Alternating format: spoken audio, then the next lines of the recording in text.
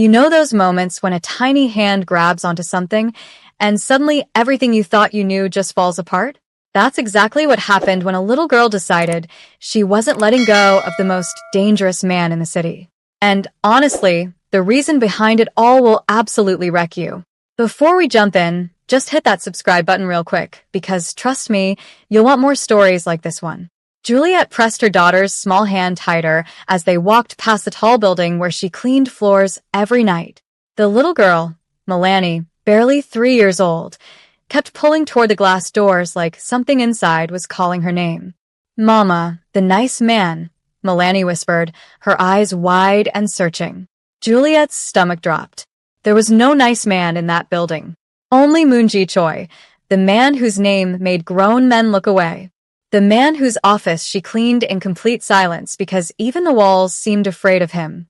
But Melanie had seen him last week when Juliet's babysitter canceled. Just once. Just for 10 minutes while Juliet emptied his trash bins and wiped down his desk. He hadn't even looked up from his computer. Yet now, every single day, Melanie asked about him. "We need to go home, baby," Juliet said, practically dragging her daughter down the street. Her cleaning cart rattled beside them, full of supplies that barely paid their rent. Melanie started crying. Not the fake kind that kids do when they want candy. The real kind that made Juliet's chest ache because her daughter never cried like this. "I need to see him, Mama. Please. He's sad like me." Juliet stopped walking. Her hands went cold despite the warm evening air. "What do you mean, sad like you?" But Melanie just kept crying, her little face turning red as she reached back toward the building. 3 days later, Juliet had no choice. Her babysitter's phone was disconnected and rent was due in 48 hours. She needed this job. So she brought Melanie again, hoping the child would sleep in the storage closet like last time. Except Melanie didn't sleep. The moment they stepped off the elevator on the 20th floor, the little girl took off running. Her tiny feet slapped against the tile as she headed straight for the corner office with a frosted glass door. Melanie, no. Juliet dropped her supplies and ran, but 3-year-olds were surprisingly fast when they wanted something. Melanie pushed open the door that should have been locked. Should have been impossible for a child to open. But there she was, walking right into Moonji Choi's office like she owned the place. Juliet burst in behind her, ready to apologize, ready to beg for her job, ready for anything except what she saw. Moonji was on his knees.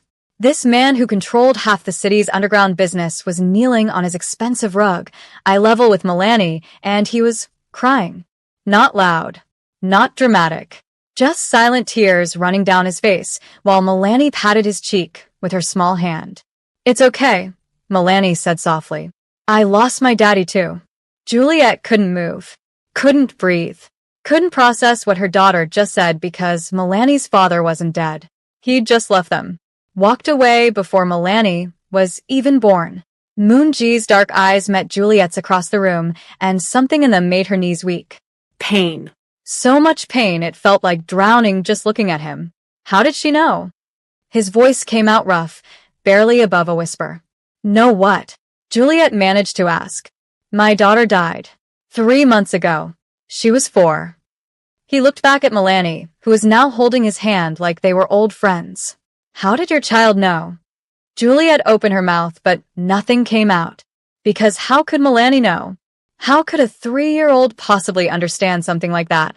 "She feels things," Juliet finally said, because it was the only truth she had. Ever since she was born, she just knows when people are hurting. Melanie climbed onto Moonji's lap, like she'd done it 1,000 times before. "You smell like rain," she told him. "My daddy smelled like rain too," before he went away. Moonji's arms came around her automatically, like muscle memory from holding his own daughter. His face crumpled and Juliet realized she was witnessing something nobody else probably ever saw. This dangerous man completely broken. "I'm so sorry," Juliet whispered, backing toward the door. "We'll leave. I'll resign. Just please don't. Don't go." The words stopped her mid-step. Moonji stood up, still holding Melanie, who had her head on his shoulder now. "What's your name?" "Juliet." "And this is Melanie." "Mr. Choi, I really didn't mean for her to bother you." She's not bothering me. He looked down at the child in his arms, and something shifted in his expression. Something that looked almost like hope. Can I ask you something strange? Juliet nodded, because what else could she do? Would you let her visit me? Sometimes? I'll pay you. Whatever you need. His voice cracked. I just need to remember what this feels like. Having a child trust me again. Every logical part of Juliet's brain screamed no. This was Moonji Choi. The man people whispered about in dark alleys. The man whose business rivals disappeared without a trace. But the broken father in front of her wasn't that man. Not right now, anyway. Okay, she heard herself say. But I stay with her. Every time. Of course. He nodded quickly, like he was afraid she'd change her mind. Every time. I wouldn't. I'd never hurt her. Or you. Milani yawned and snuggled closer to him. Can you read me a story? Mama's too tired at night. Moonji's whole face changed. For just a second, Juliet saw him smile. Really smile. Yeah. Yeah, I can do that. That's how it started. 3 nights a week, after Juliet finished cleaning, they'd go to Moonji's office. He'd read to Milani while Juliet organized files or folded his laundry, tasks he started giving her that paid triple her cleaning wage. At first, Juliet watched him like a hawk, waiting for the monster everyone talked about to appear. But week after week, all she saw was a man who'd lost everything learning how to breathe again because a little girl held his hand. Why does everyone say you're scary? Milani asked one night, completely out of nowhere. Moonji paused mid-sentence in the storybook. He glanced at Juliet, who pretended to be very interested in alphabetizing his bookshelf. Because I made a lot of mistakes, he said carefully.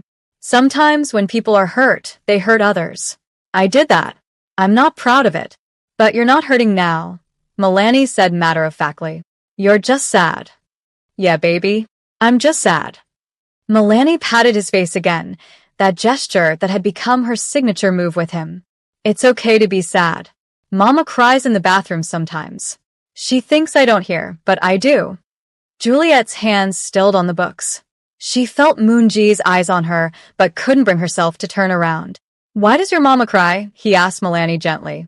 Because we don't have enough money for my medicine sometimes. And because she works all the time, and her back hurts. And because my daddy left us. Milani, Juliet said sharply, finally turning around. That's enough. But Moonji was already standing, carefully setting Milani on his chair. He walked over to Juliet, and she realized this was the closest they'd ever been. Close enough to see the gold flecks in his dark eyes. Close enough to smell his cologne. Something clean and simple, not like she'd expected. What medicine? He asked. It's not your concern. Juliet. He said her name like it mattered. What medicine? She wanted to lie. Wanted to tell him everything was fine. But Milani's prescription was sitting unfilled at the pharmacy because Juliet had to choose between that and their electric bill this month. Asthma, she admitted quietly. She has asthma. But we're managing. No. He shook his head. No, you're not managing. You're drowning. I see it every time you walk in here, trying to pretend you're not exhausted. I don't need your pity. Good, because I'm not offering it. He pulled out his phone, typed something quickly. I'm offering help. There's a difference. I can't accept. Why not? He looked genuinely confused. You've given me something I thought I'd never have again. Let me give you something back. Please. The please did it. Because men like Moonji Choi didn't say please. They commanded. They demanded. But he was asking, and something about that made Juliet's defenses crack just a little. Just the medicine, she said finally. Nothing else. He nodded, but she could see in his eyes that this wasn't over. 2 days later, Juliet found an envelope under her cleaning cart. Inside was enough money to cover 3 months of Milani's prescriptions, plus their rent, plus more than she made in half a year. She marched straight to his office, envelope in hand, ready for a fight. Moonji was on the phone, speaking rapid Korean that sounded aggressive and cold. But the moment he saw her face, he said something quick and hung up. I said just the medicine, Juliet said, throwing the envelope on his desk. And I gave you enough for the medicine. This is. Enough for the medicine and peace of mind. He stood up, came around the desk. Juliet, when's the last time you weren't worried about money? Just for one day. She couldn't remember. Couldn't even imagine it. Milani is teaching me how to be human again, Moonji continued, his voice dropping lower. Do you have any idea how valuable that is? How much therapy costs that doesn't work? How many medications I've taken that did nothing? That little girl walks in here, and suddenly I can sleep at night. Suddenly I remember what it feels like to want to wake up in the morning. So no, this isn't charity. This is payment for services rendered. She's 3 years old. She's not rendering services. She's giving me a reason to live. The rawness in his voice made Juliet step back. So please, take the money. Let me do this one thing that isn't terrible. Juliet looked at the envelope, then at him, then at the photo on his desk she'd noticed weeks ago but never asked about. A little girl with his eyes and someone else's smile. What was her name? Juliet asked quietly. Your daughter? Moonji's jaw tightened. Minji. Her name was Minji. How did she? Juliet trailed off, not sure if she should ask. Car accident. Drunk driver ran a red light. He sat down heavily in his chair, suddenly looking much older than his 32 years. My wife was driving. She died instantly. Minji held on for 3 days in the hospital. And then, he didn't finish. Didn't need to. I'm so sorry. Everyone's sorry. But sorry doesn't bring them back. Sorry doesn't change the fact that I was supposed to be in that car.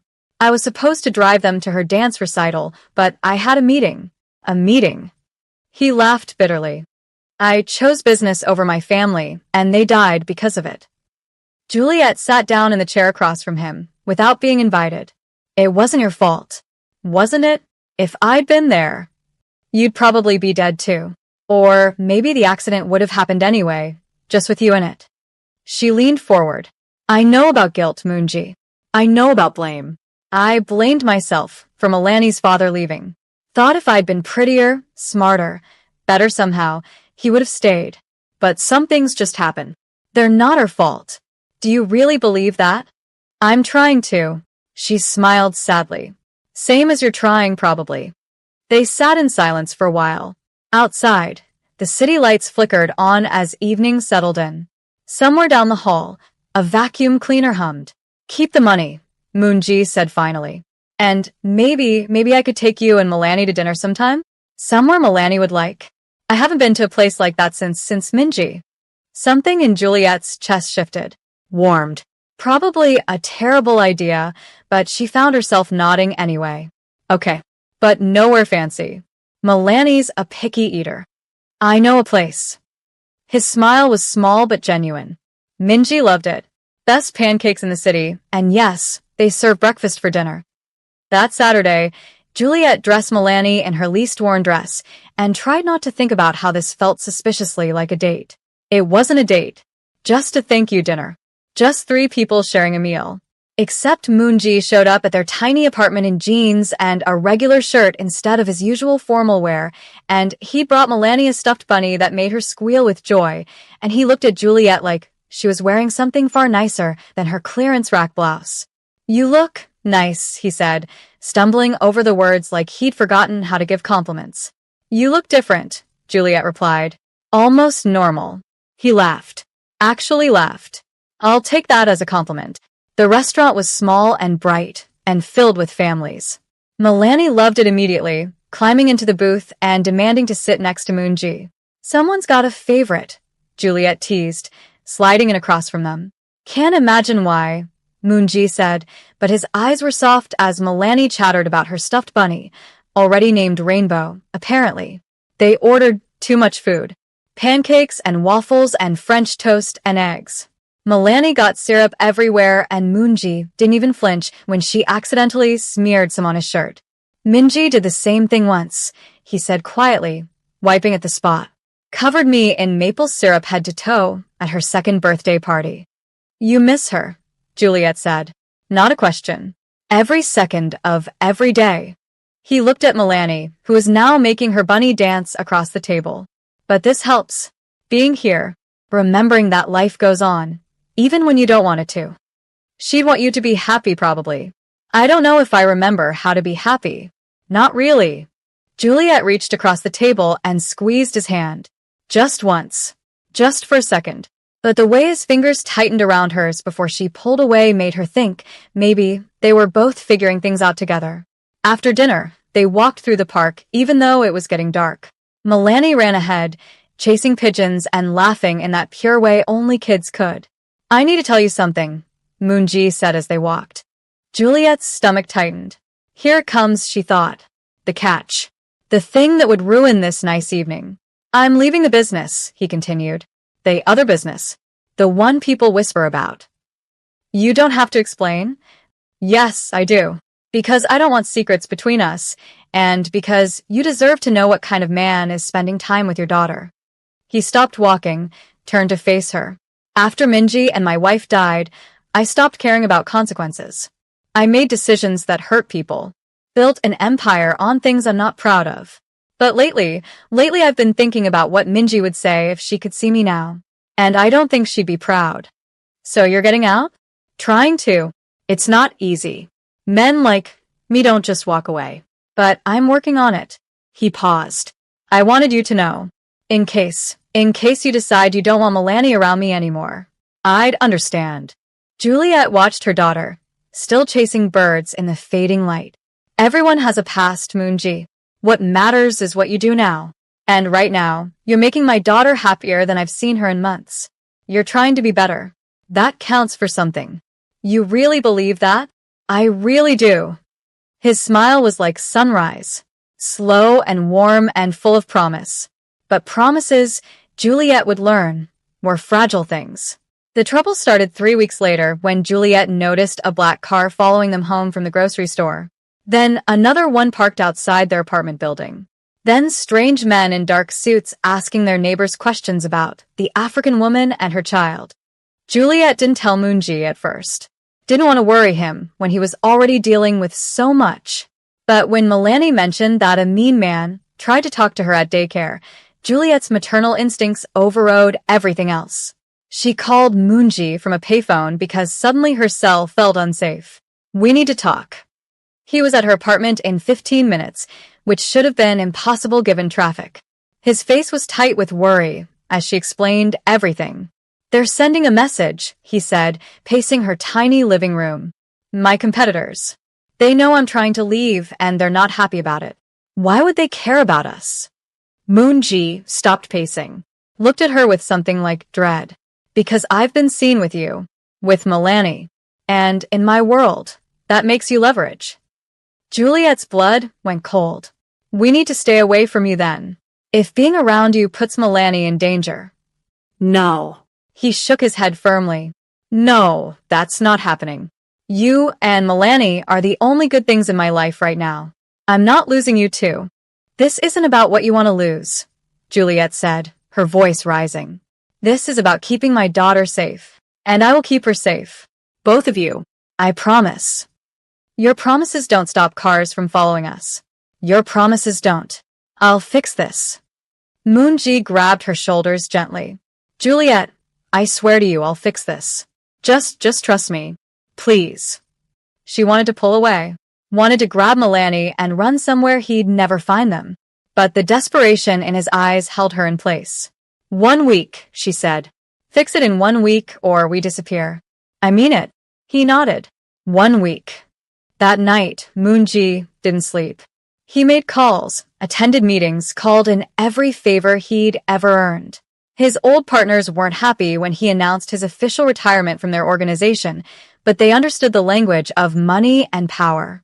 He gave them most of his territory, most of his assets, everything except what he needed to live comfortably. You're doing this for a woman? His former business partner asked, incredulous. Some cleaning lady you barely know? I'm doing this for me, Moonji corrected. The woman and her daughter are just the reason I finally woke up. By day 6, the black cars disappeared. The strange men stopped asking questions. Moonji's contacts confirmed that he was out, officially and completely. He showed up at Juliet's apartment with documentation proving it. Contracts, transfers, everything legally binding. It's done, he said, looking exhausted but relieved. You're safe. Milani's safe. They have no reason to bother you anymore. Juliet read through the papers, hardly believing what she was seeing. You gave up everything. No, I gave up things. There's a difference. He sat down on her worn couch. Everything that matters is right here. We're not your responsibility. Maybe not, but you're my choice. If you'll let me be. Something in the way he said it made Juliet's heart skip. What are you asking? I'm asking if I can keep taking you to breakfast for dinner places. If I can keep reading to Milani before bed. If I can keep being part of your lives. Officially. No more pretending it's just about me being lonely or you needing money. Something real. Milani chose that moment to wander in from her bedroom, dragging Rainbow behind her. Are you staying for stories? She asked Moonji sleepily. If your mama says it's okay. Milani looked at Juliet with those big eyes that never missed anything. He makes you smile, mama. You should let him stay. Out of the mouths of children, Juliet thought. Yeah, okay. You can stay. The smile on Moonji's face could have lit up the whole city. Over the next few months, they built something neither of them expected. Not a perfect family, but a real one. Moonji learned to braid Milani's hair after watching 6 tutorial videos.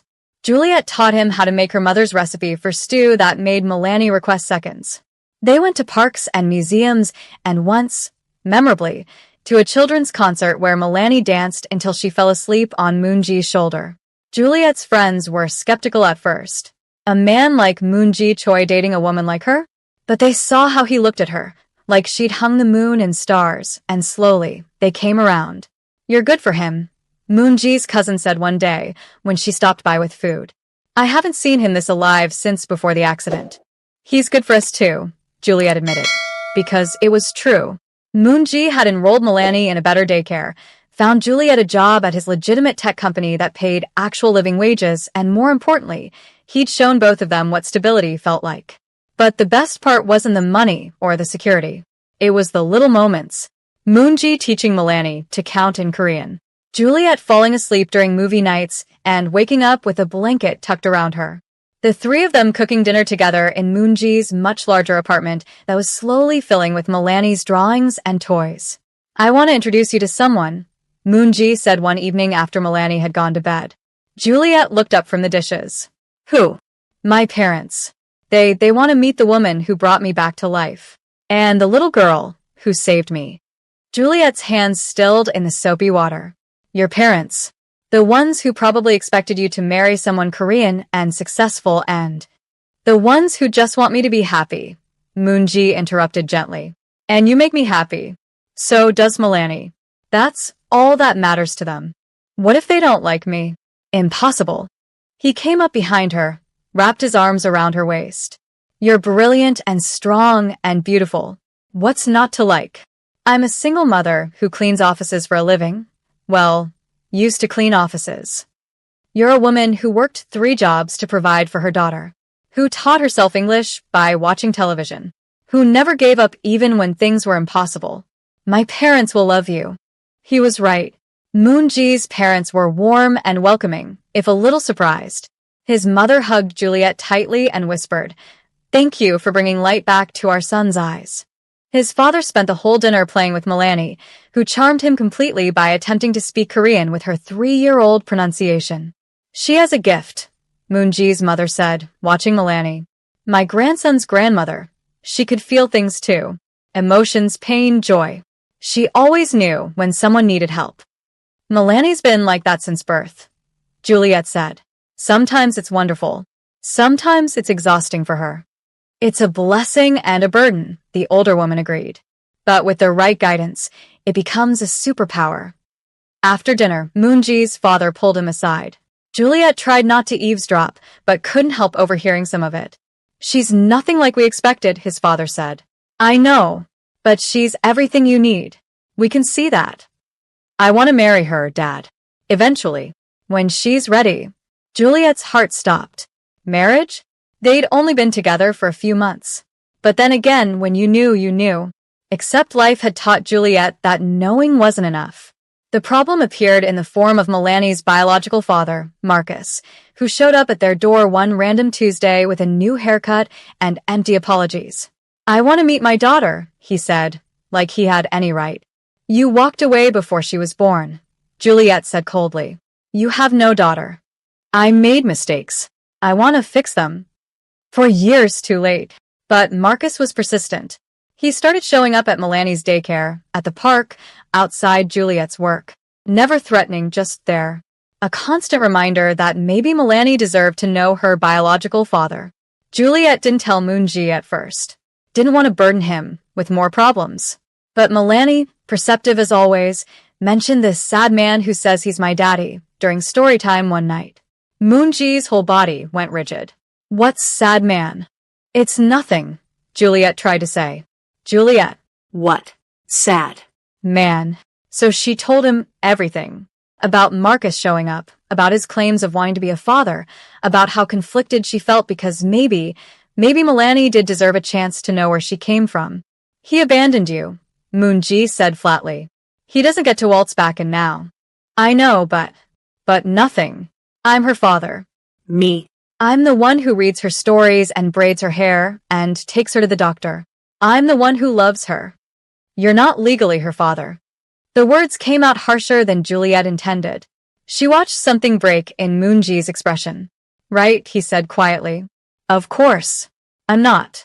I'm just some guy who's been playing pretend family. That's not what I meant. I need some air. He left, and Juliet wanted to go after him, but Milani was crying now, confused about why Moonji seemed upset. For 3 days, Moonji didn't call. He didn't text, neither did he show up for story time. Milani kept asking where he was, and Juliet had no good answers. On day 4, Marcus showed up with legal papers. A petition for paternity testing and potential custody. I have rights, he said. I looked into it. And if you fight me, I'll make sure everyone knows about your boyfriend's past. The illegal business. The people he hurt. I'll make sure he never gets anywhere near my daughter. Juliet felt sick. You can't. I can. And I will. Unless you agree to let me be part of Milani's life. 50-50 custody. Legally binding. She doesn't even know you. She will. That's the point. Juliet looked at this man who'd left her when she needed him most and realized he didn't actually want Milani. He wanted power. Control. Maybe revenge for Juliet moving on with her life. Get out, she said. You'll regret this. I already regret ever meeting you. Now leave before I call the police. He left, but the damage was done. The legal papers were real. And Juliet knew enough about family court to know that biological fathers had rights, even terrible ones. She called Moonji. He didn't answer. She called again. Nothing. Finally, she showed up at his apartment and pounded on the door until he opened it. He looked awful, like he hadn't slept in days. I need your help, Juliet said. Marcus is suing for custody and threatening to expose your past if I fight him, and I don't know what to do. Moonji's jaw tightened. Let him expose me. I don't care. I care. Milani cares. She loves you. Does she? Or does she just like the presence and the attention? Don't do that. Don't pretend what we have isn't real because you're hurt. I'm not hurt, but his voice cracked. I'm terrified, Juliet. I'm terrified that one day you'll realize I'm not actually Milani's father, and I'll lose both of you. Just like I lost Minji. Just like I lose everyone I love. Juliet's anger dissolved. She stepped forward and cupped his face in her hands. You're not going to lose us. But I need you to fight for us, Moonji. Really fight. Not just walk away because you're scared. I don't know how to fight something like biology. Then we'll figure it out together. Moonji hired the best family lawyer in the city. A woman who'd built her reputation on reuniting families and protecting children from parents who didn't deserve them. Marcus hasn't paid a single month of child support, she said, reviewing the case. He has no relationship with Milani. This is going to be difficult for him to prove he deserves custody. But he's her biological father, Juliet said. Biology isn't everything. The courts care about what's best for the child. And from what I've seen, what's best for Milani is staying with you and Mr. Choi. We're not married. Not yet, Moonji said quietly. Juliet turned to stare at him. What? Not yet, he repeated, looking at her with complete certainty. But we will be. If you'll have me. Because I meant what I said. I'm her father in every way that counts. And I'm not letting Marcus or anyone else take that away from us. The lawyer smiled. Well, a stable two-parent household certainly wouldn't hurt your case. This isn't about the case, Moonji said, still looking at Juliet. This is about me being tired of pretending I don't want forever with you. Both of you. Juliet's eyes filled with tears. You're really asking me this now? In a lawyer's office? During a custody battle? I'm asking you this now because life is short and unpredictable, and I've already wasted too much time being afraid. So yes, I'm asking. Will you marry me? You don't even have a ring. He pulled one from his pocket. Small, simple, perfect. I've been carrying this for 2 weeks, waiting for the right moment. Turns out there's no right moment. Just now. Yes, Juliet whispered. Yes, obviously yes. The lawyer cleared her throat. While this is very sweet, we should probably discuss the actual legal strategy. They spent the next hour going over every detail. Character witnesses, documentation of Moonji's involvement in Milani's life, proof of Marcus's abandonment. It was exhausting and overwhelming and scary. But they had each other. The court date was set for 3 weeks out. In that time, Marcus tried everything. He showed up at Milani's daycare again, only to be turned away by security Moonji had hired. He sent threatening messages to Juliet's phone until she blocked his number. He even tried to contact Moonji's business partners, looking for dirt to use against them. He's desperate, the lawyer said. That's actually good for us. Desperate people make mistakes. Marcus's mistake came in the form of a social media post. A picture of him at a party, clearly intoxicated, with a caption joking about finally getting that child support money. Screenshot that, the lawyer said immediately. That's gold. The day of the court hearing, Juliet wore her best dress and held Moonji's hand so tightly her fingers went numb. Milani was with Moonji's parents, blissfully unaware of the battle being fought over her future. Marcus showed up in a suit that didn't quite fit, with a lawyer who looked fresh out of law school. He didn't make eye contact with Juliet. The judge was a middle-aged woman with kind eyes and a no-nonsense attitude. She listened as Marcus's lawyer argued that biological fathers had rights, that Marcus had simply needed time to mature, that he was ready to be a parent now. Then Juliet's lawyer presented their case. 4 years of documented abandonment. 0 child support payments. Multiple witnesses testifying to Moonji's involvement in Milani's life. Screenshots of Marcus's concerning social media posts. A letter from Milani's pediatrician stating that the child was thriving in her current environment. And then the final piece. Your Honor, I'd like to submit a statement from Milani herself. Obviously, at 3 years old, she didn't write it. But her daycare teacher documented a conversation they had last week when Milani drew a picture of her family. The lawyer held up a child's drawing. 3 stick figures holding hands. One labeled Mama, one labeled Papa Moonji, and one labeled me. When asked if anyone was missing from the picture, Milani said no. When asked about her daddy, she pointed to the figure labeled Papa Moonji. At 3 years old, this child knows exactly who her family is. The judge studied the drawing for a long moment. Then she looked at Marcus. Mr. Patterson, can you tell me what Milani's favorite color is? Marcus hesitated. Blue. It's yellow, Juliet said quietly. She's obsessed with yellow. Can you tell me what she's allergic to? The judge continued. I don't know. Strawberries. She breaks out in hives. The judge set down her papers. Can you tell me the name of her stuffed animal? Silence. Rainbow, Moonji said. A bunny named Rainbow that she takes everywhere. The judge nodded slowly. Mr. Patterson, I understand that biology creates certain connections. But fatherhood isn't about DNA. It's about showing up. It's about knowing your child's favorite color and their allergies, and the name of their stuffed animal. It's about being there day after day, even when it's hard, especially when it's hard. I want to be there now. 4 years too late. And based on your social media activity and lack of stable employment, I'm not convinced you're seeking custody for the right reasons. She looked at her notes again. I'm denying your petition for custody. Furthermore, I'm granting Ms. Juliet full legal custody with no visitation rights for you until such time as you can demonstrate genuine change and stability. This court is adjourned. The gavel came down. Juliet burst into tears. Moonji pulled her into his arms, and for a moment, they just held each other while Marcus stormed out of the courtroom with his lawyer trailing behind. It's over, Juliet whispered against Moonji's chest. It's really over. Not over, Moonji corrected gently. Just beginning. They went straight from the courthouse to pick up Milani. The little girl launched herself at Moonji the moment she saw him. Papa Moonji, did you win? He looked at Juliet, who nodded. Yeah, baby. We won. Good. Can we get ice cream now? They got ice cream. And pizza. And went to the park even though it was getting late. Because sometimes you needed to celebrate the big moments, even if they came wrapped in trauma and fear. That night, after Milani fell asleep between them during a movie, Moonji carried her to bed and tucked her in carefully. I want to adopt her, he said when he came back to the living room. Officially. Legally. If you're okay with that. Juliet's heart swelled. She'd love that. Having your last name. Being officially yours.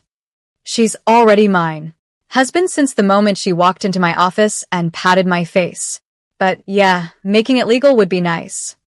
They started the adoption process the following week.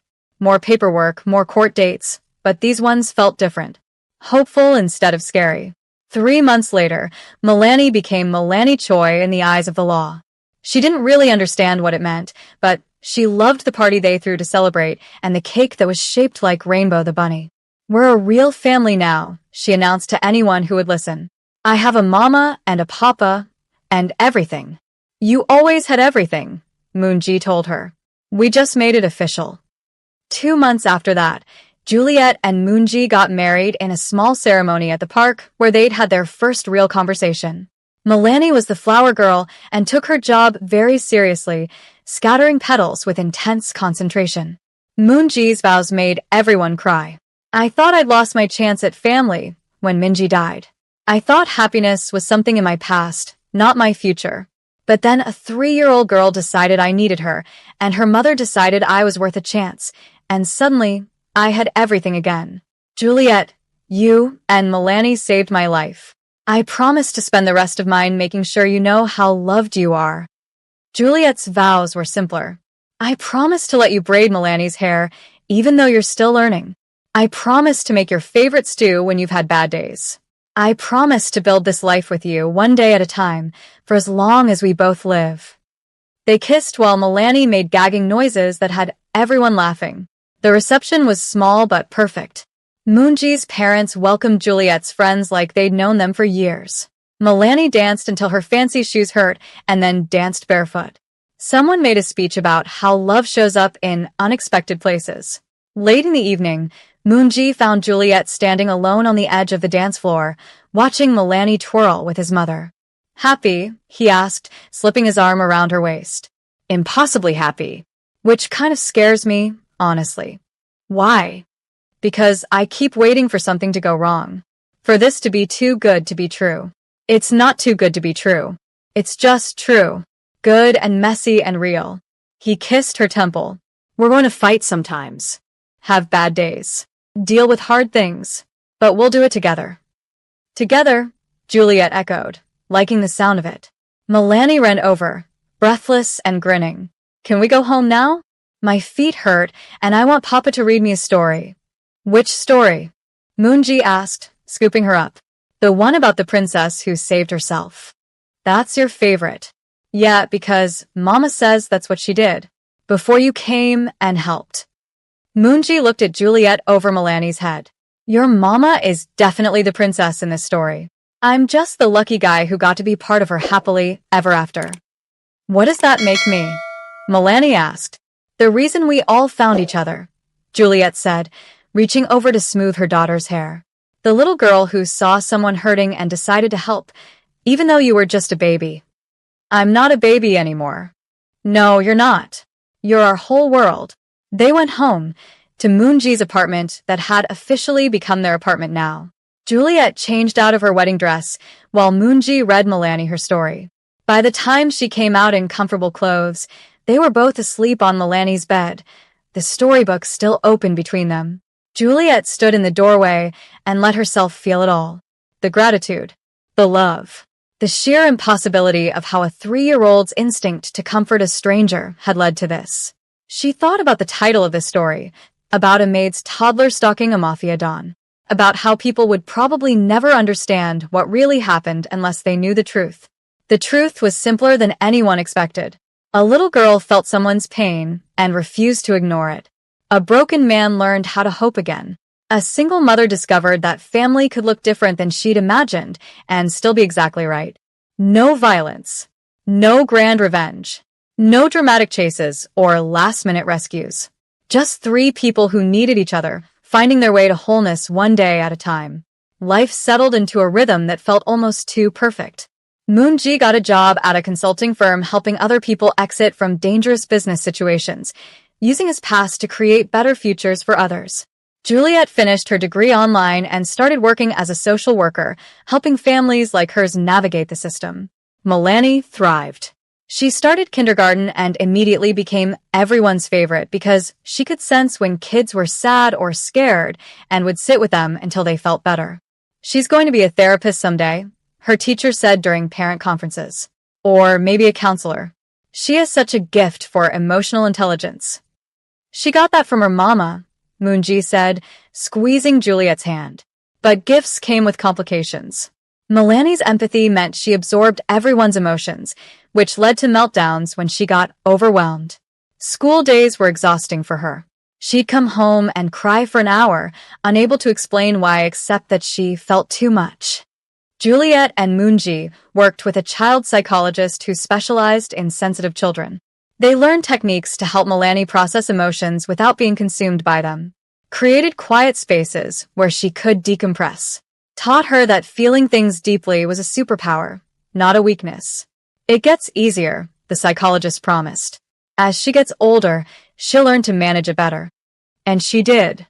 Slowly but surely, Melanie learned to recognize when emotions were hers versus someone else's, learned to create boundaries, learned that she could help people without drowning in their feelings. By the time she was 7, Melanie had a best friend named Keiko who thought her emotional radar was basically magic.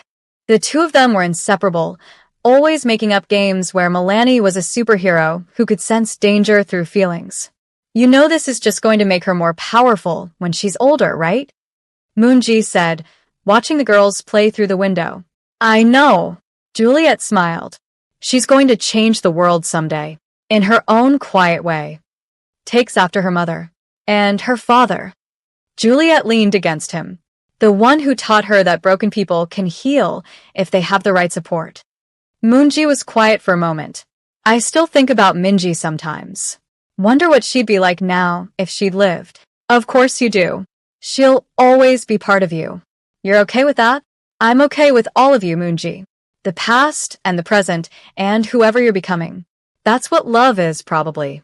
He kissed her forehead. Probably. But life had one more surprise for them.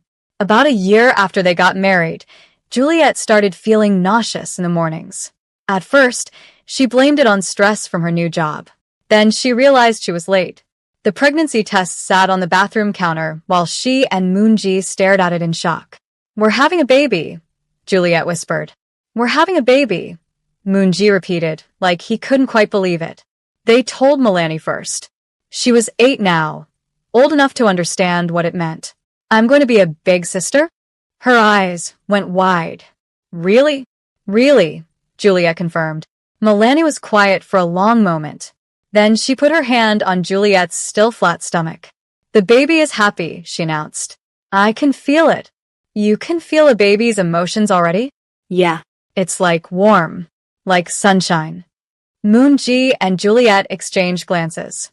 They probably shouldn't be surprised. Melanie's gift just kept growing. The pregnancy was difficult. Juliet dealt with severe morning sickness for the first 4 months. Then high blood pressure in the 3rd trimester that had her on bed rest. Moonji took time off work to take care of her and Melanie, never complaining even when Juliet was moody and uncomfortable.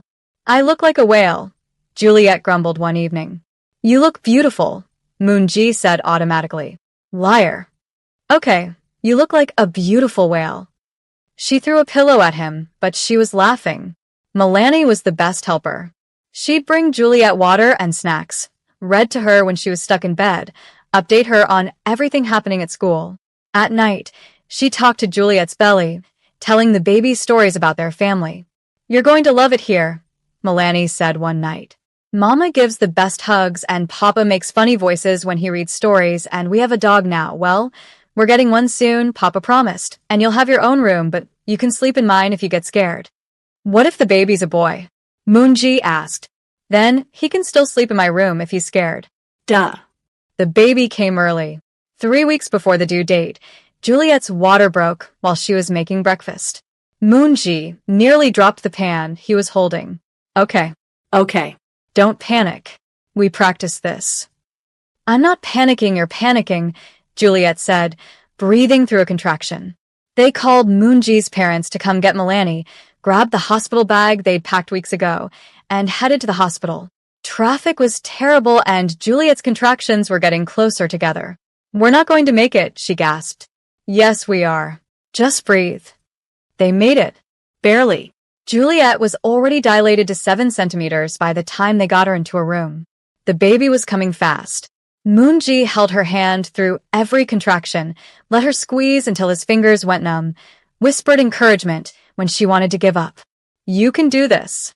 You're the strongest person I know. Just a little bit longer." "I hate you right now." "I know.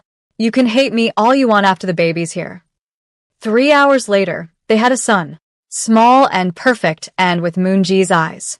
"He looks like Minji," Moonji said, his voice breaking. "Around the nose and mouth. He looks like her." Juliet's heart ached for him. "Is that okay?" "It's perfect. It's like she's still here somehow. Part of our family." They named him Logan. No middle name, just Logan Choi. Simple and strong. Melanie met her baby brother the next day and was instantly smitten. "Can I hold him?" "Of course." Juliet helped position Logan in Melanie's arms. "Support his head like this." Melanie stared down at the tiny baby with complete wonder. He's so small. And he's not scared at all. Just content. "That's because he knows he's loved," Moonji said. Yeah. "He really is." Bringing Logan home was chaos. He cried constantly, never slept for more than 2 hours at a stretch, and had colic that made him scream for hours every evening. Juliet was exhausted. Moonji was exhausted. Even Melanie, who adored her brother, got tired of the constant noise. "This is way harder than I thought it would be," Juliet admitted one night while walking Logan around the living room at 3 in the morning. "We can do hard things," Moonji said, taking the baby from her. "Go sleep. I've got him. You've been up with him for the last 2 nights. And you grew him for 9 months and pushed him out of your body. Go. Sleep." She was too tired to argue. It got better slowly. Logan's colic improved. He started sleeping longer stretches. Melanie went back to school, and life found a new normal. By the time Logan was 6 months old, they'd figured out their rhythm. Moonji handled morning duty because he was a morning person. Juliet took evenings because Logan was fussier than anyway. Melanie helped entertain her brother when they needed a break. "We make a good team," Juliet said one Saturday morning, watching Moonji make faces at Logan while Melanie colored at the table. "The best team," he agreed. But then Melanie's gift created a new complication. She started having nightmares about things that hadn't happened yet. Not detailed predictions, just feelings of dread about certain situations. "Don't let Logan near water," she'd say out of nowhere. "Something bad happens with water." They took her seriously.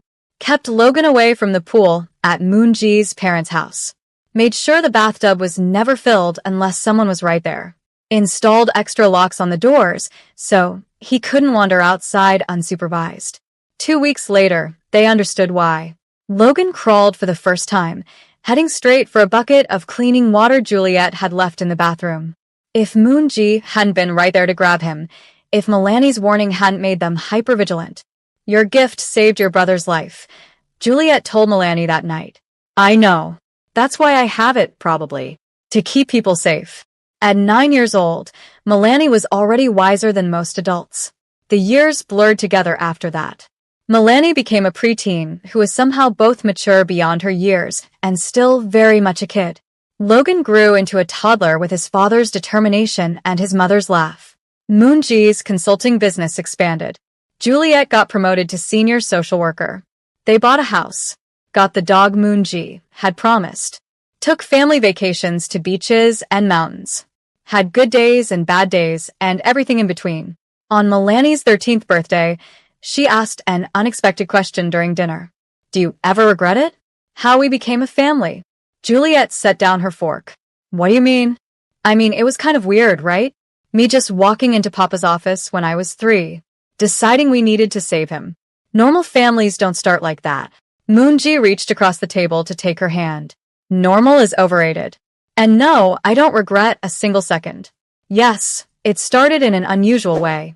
But the best things in life usually do. Your father's right, Juliet added. If you hadn't followed your instincts that day, if you hadn't seen what I couldn't see, we wouldn't be here. Any of us. So, I didn't mess anything up? You fixed everything up, Moonji corrected. You took 3 broken people. 4. Milani interrupted, pointing at Logan. He would have been born into a different family if you and Mama hadn't gotten together. 4 broken pieces, Moonji amended with a smile. And you put us together into something whole. Logan, who is 5 now and rarely quiet, piped up. I like our family, even when Milani steals my toys. I don't steal them. I borrow them. That's stealing. Is not. Juliet and Moonji let them argue, exchanging fond glances across the table. This was family. The messy, loud, imperfect, absolutely perfect chaos of people who chose to love each other. Years passed and Milani's gift evolved in ways they didn't expect. By 16, she could walk into a room and immediately sense the emotional temperature. It made her an incredible friend, but also meant she carried the weight of everyone's problems. I need you to understand something, Juliet told her one evening when she found Milani crying in her room. You can't save everyone. You can't fix everyone's pain. But I can feel it, Mama. All of it. How can I just ignore that? Not ignoring. Just creating boundaries. You're allowed to help people without drowning in their emotions. That's what the therapist says too. Because it's true. Juliet sat on the bed next to her daughter. You know what your gift really is? Not just feeling emotions. It's showing people they're not alone in their pain. That's powerful. But you have to save some energy for yourself. Milani leaned against her mother's shoulder. How did you do it? When you were alone with me, and everything was hard. I almost didn't. There were days I wanted to give up. Days I cried in the bathroom, so you wouldn't see. Days I thought I'd made terrible mistakes bringing you into a world where I could barely keep us afloat. Juliet paused. But then you'd smile at me or say something funny or just exist, and I'd remember why I kept going. You were my reason. And now I have lots of reasons. You, Logan, your father. This life we built together. It's not perfect, but it's ours. I want to do something with my gift, Milani said. Something big. I've been thinking about becoming a counselor. Maybe working with kids who've been through trauma. You'd be amazing at that. Yeah. Milani looked up hopefully. Yeah. You already are amazing at it. Remember when you helped Keiko through her parents' divorce? Or when you talked that kid at school out of hurting himself? Milani nodded slowly. She didn't like to talk about that incident, but it had happened. A classmate spiraling into depression, planning something terrible. Milani had felt it, intervened, probably saved his life. Those are the moments that matter, Juliet continued. Not the big dramatic rescues. Just showing up for people when they need it most. Kinda like how I showed up for Papa that first day? Exactly like that. Meanwhile, Logan was growing into his own person. At 8 years old, he was the opposite of his sister.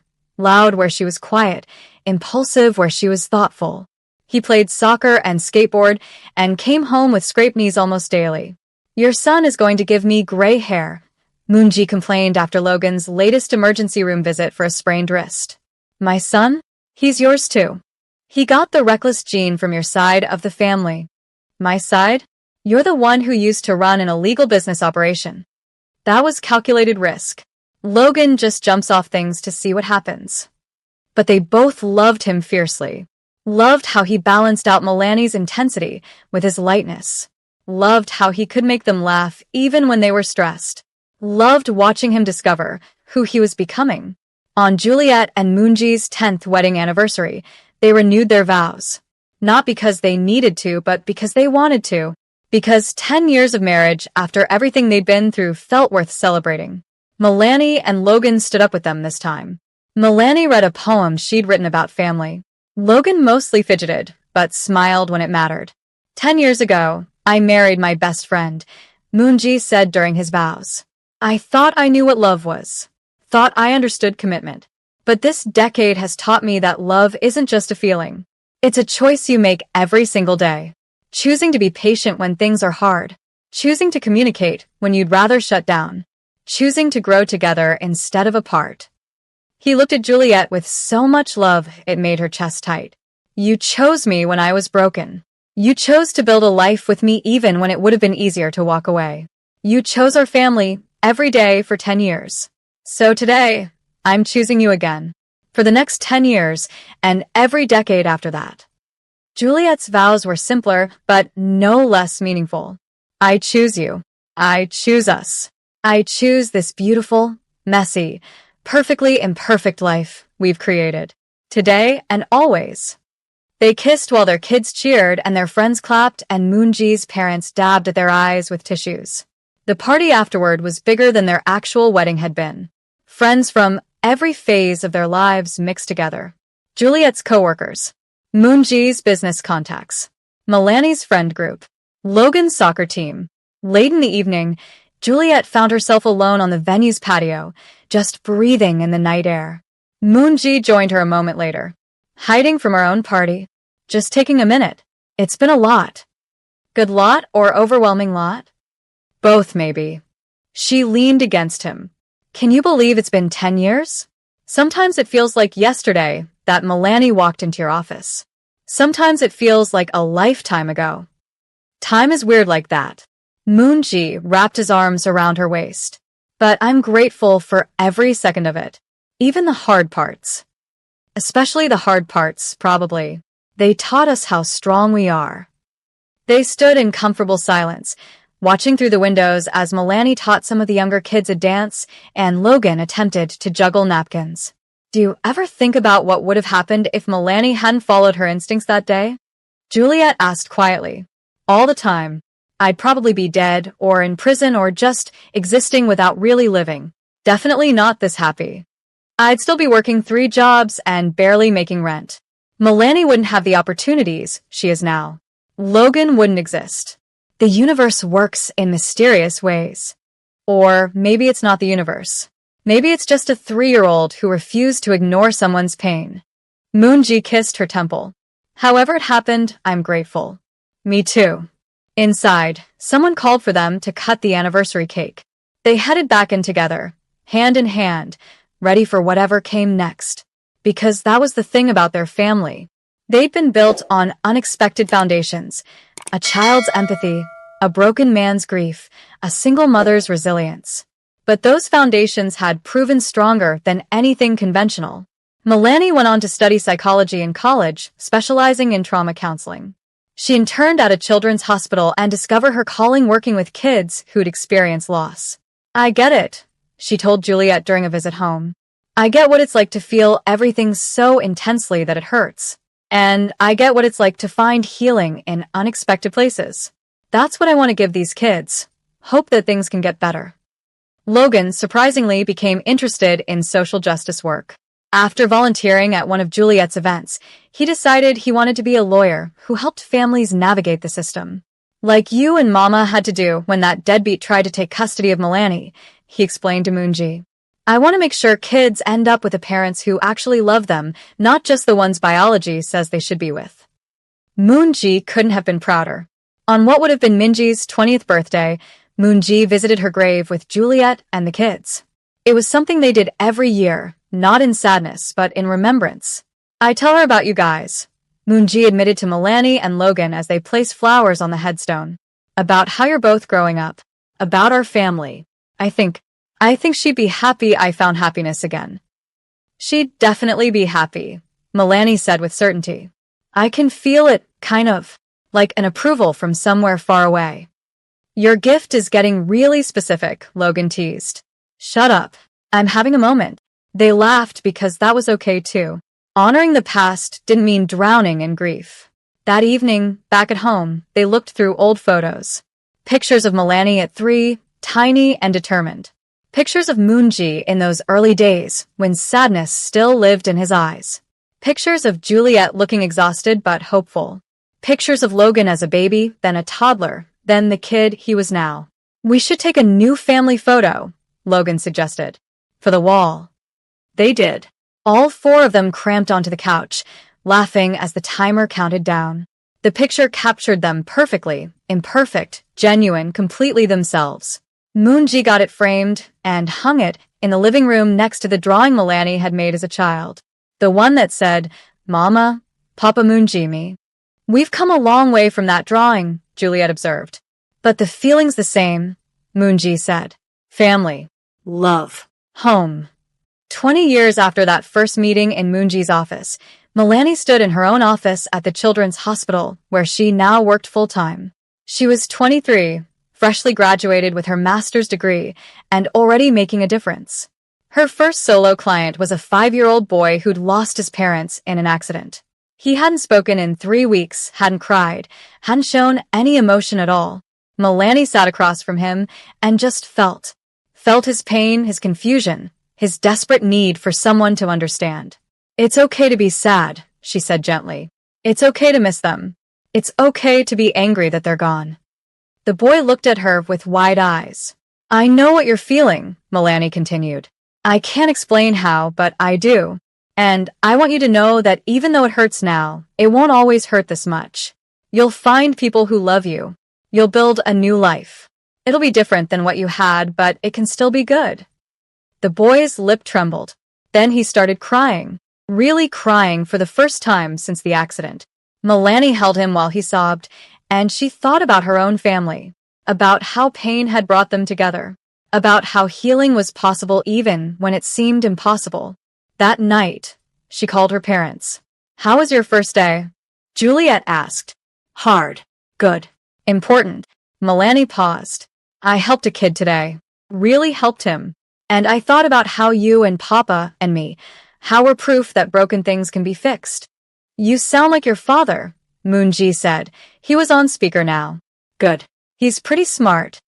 She gets her humility from me, though, Juliet joked. They talked for another hour about nothing and everything. About Logan's latest soccer game. About Juliet's promotion. About Moonji's plans to fully retire next year. About family dinner on Sunday.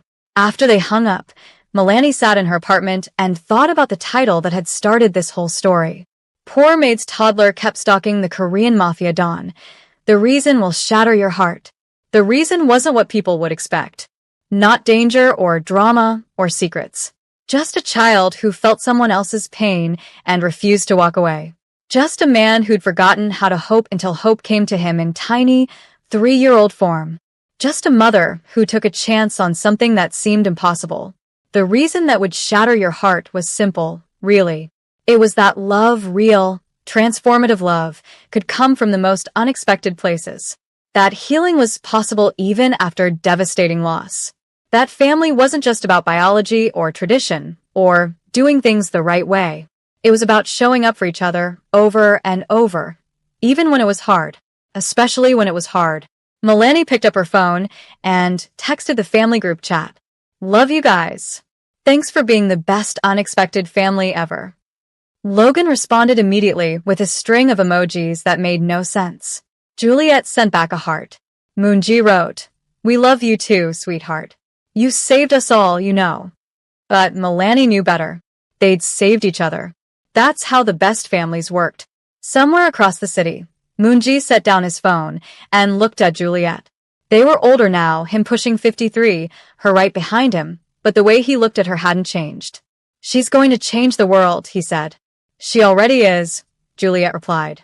One broken heart at a time. Logan wandered in, now 15 and all gangly limbs. Are you guys being sappy again? Always, they chorused in unison. He rolled his eyes but smiled. Good. Don't ever stop. That was the thing about their family. They'd been forged in grief and healed through love. They'd faced custody battles and medical scares and all the normal chaos of life. But they'd done it together.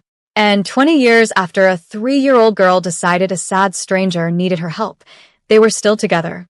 Still choosing each other. Still proving that the best families weren't the ones that looked perfect from the outside, but the ones that fought for each other on the inside. The reason that would shatter your heart was this. Sometimes the people who need us most are complete strangers. Sometimes our purpose finds us when we're barely old enough to walk. Sometimes the family we build is stronger than the one we're born into. And sometimes, just sometimes, a little girl's empathy can save more than one life. It can save 3, 4. however many hearts she touches along the way. That was Milani's gift. Not just feeling emotions, but transforming them. Turning pain into healing. Turning loss into hope. Turning broken strangers into forever families. And that was worth everything. So there's the whole story of how a maid's toddler ended up stalking a Mafia don and somehow created the most beautiful family you've ever seen. If you loved this and want more stories that'll hit you right in the feelings, drop a like right now and hit that subscribe button. We got plenty more where this came from. See you in our next one.